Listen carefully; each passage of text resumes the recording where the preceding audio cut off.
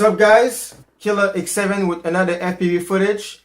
Today I'm going to be rocking the Leader 120 because I love his baby. Where is he? Oh, here he is. What's up? Say hi. Nah, I'm just kidding. Nah, for real, this drone, I love it. Only 2S, 2.5" Rotor X props, roll the clip, and you judge by yourself.